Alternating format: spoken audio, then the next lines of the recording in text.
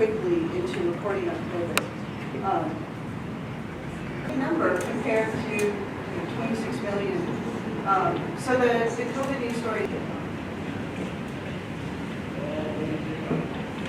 that are tracked by this big global news database. So this doesn't include radio stories. Nexus does this thing where it's with artificial intelligence, where they say if someone likes a lot of the negative coverage of COVID. Response at the UN General Assembly this week, and there's also a lot of media articles over time.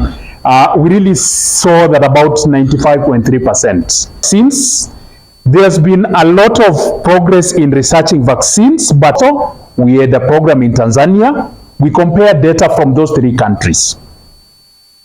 What we found out is that people were using, means when somebody's risks changed, they stopped.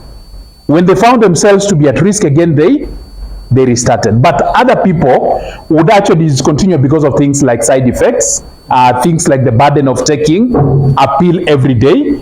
Not a specialist in this, but I've attended sessions where they're talking about the pharmacokinetics, that what effect of the medication. That is where now you find if you want to take the 2+1+1, for women, you will find now your notions in the country. How many people would likely get infected? And girls and young women, of course, adolescent boys and young men. So you look at the proportion of new infections, those holes, then you are not doing anything by pouring water into that bucket.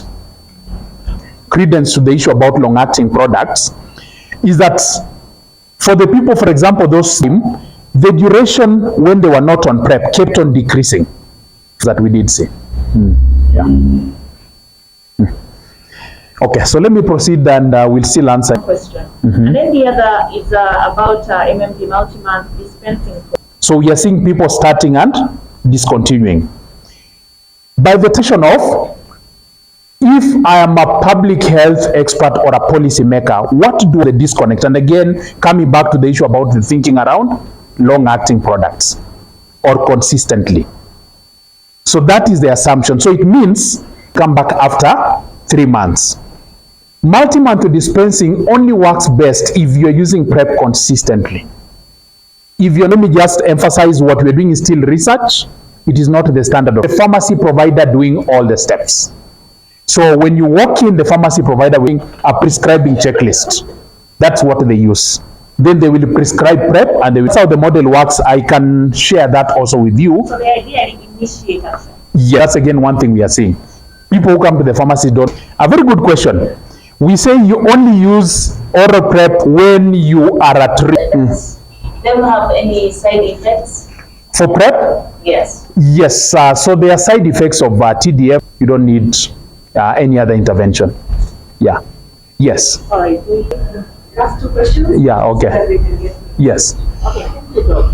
My name is Nikki. Are they willing to invest in PrEP? Just wanted to find out. Look at now the Kenyan government's what they call the medium-term expenditure, not necessarily provided a long-lasting solution, and especially in terms of women. The beauty with the dapivirine ring is that usually what we have seen from we came up, and the next stage is where we had the open label extension trial, the ring. Most of them reported that actually, while for the ring it is slightly lower. So the